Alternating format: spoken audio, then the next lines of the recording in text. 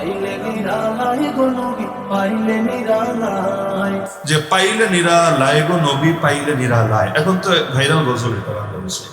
তো এখন এর পরে তো নবীরা নিরালায় পেলে, একাকি পেলে কি করতো, এটার বাসনা কবি জাহের করছে যে দুইটা কাজ করতো। এক নম্বরে নবীর কদমে চুমু খেত, এই বাক্য আছে না গজলের মতো করে, যে নবীর কদমে চুমু খেত আর তার চরণের ধুলি মানে পায়ের ধুলি নিয়ে সেটা চেহারায় এবং গায়ে মাখত। এটাই তো গজলের মূল কথা। হ্যাঁ, আবেগের দৃষ্টিকোণ থেকে যদি দেখেন তাহলে এটাকে আপনার কাছে জুৎসই মনে হতে পারে যে হ্যাঁ, নবীরে পেলে নবীর পায়ে চুমু খেত, এতে কি সমস্যা এমন হয়েছে? কিন্তু একটা জিনিস মাথায় রাখবেন যে আমাদের নাম তো আহলে সুন্নাতুল জামাত। আমরা আল্লাহর নবীর সুন্নাতকেও আদর্শ মানি, সাহাবায়ে কেরামকেও আদর্শ মানি।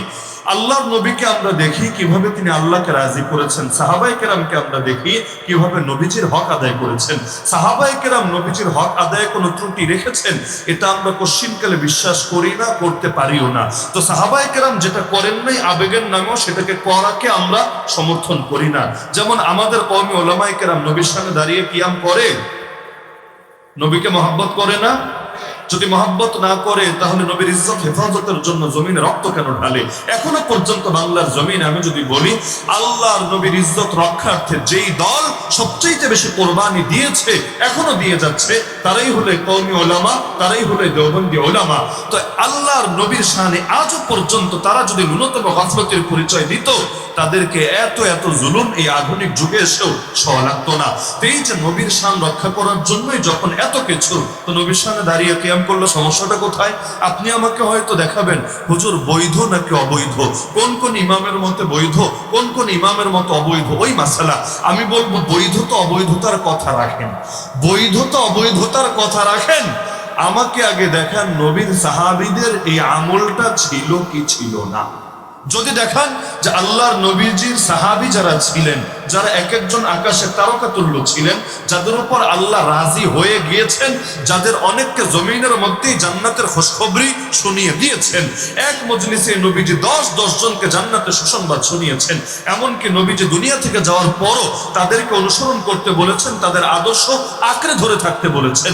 যাদের শীর্ষে খুলাফায়ে রাশিদিন রয়েছেন, এছাড়াও আহলে বাইত সাহাবীরা রয়েছেন, এছাড়াও সেই মক্কি সাহাবী, মাদানী সাহাবী, মুহাজির সাহাবী, আনসার সাহাবী, এত হাজার হাজার লক্ষ লক্ষ সাহাবীর নাম আপনারা জানেন। আমাকে খুলে খুলে দেখান তো যে নবীর সাহাবীরা নিয়মিতভাবে কিয়ামের আমলটা করতেন।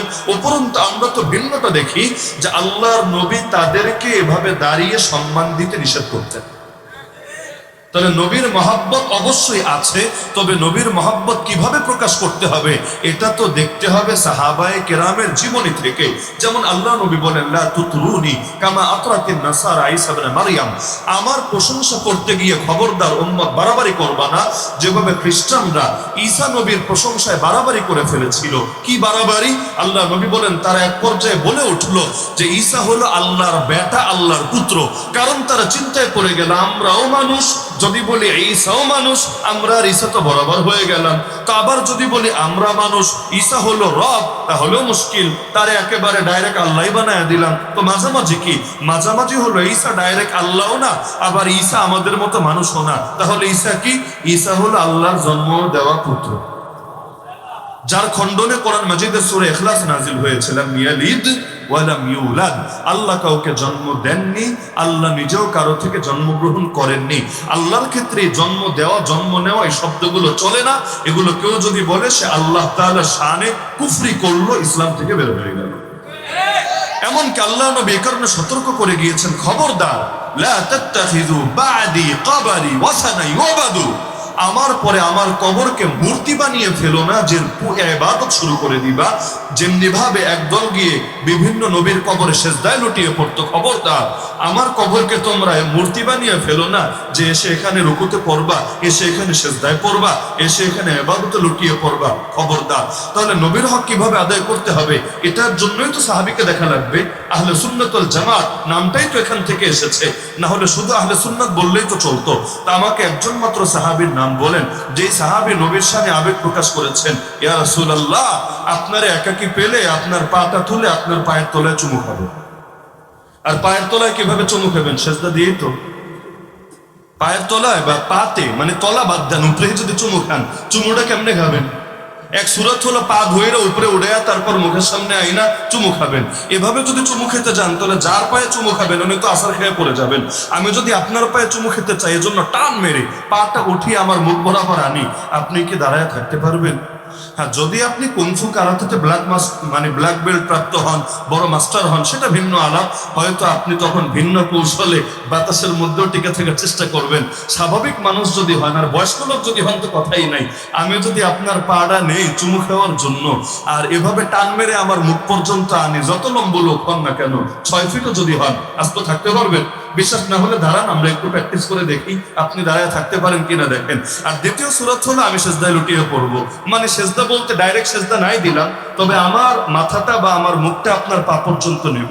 তো ডাইরেক্ট সেজদা যদি নাও দিই, এই যে সেজদার কাছাকাছি চলে গেলাম, আমার মুখটা নিয়ে আপনার পা পর্যন্ত চলে গেলাম, এটা কি ঈমানের দাবি হয় না শিরকের গন্ধ পাওয়া যায়? তো ইসলাম সেজদা দিতে বলেছে কাকে, আর আপনারা সেজদা সবক শেখাচ্ছেন কাকে? হ্যাঁ, ধুলো মাথায় মাখবেন না গায়ে মাখবেন অতটুকু আবেগ বললেও চলতো, কিন্তু পায়ে চুমু খাওয়া এটা আসলে আমার যুক্তিতে ধরে না। এর মানেটা আসলে কি? সেজদা দিবেন নাকি তারই ফালায়া দেওয়ার চেষ্টা করবেন? তাহলে এগুলো কেমন আবেগ? আবেগকে সাহাবীরা প্রকাশ করেন নাই, নাকি তাদের আবেগের চাইতে আমাদের আবেগ বেশি হয়ে গেছে?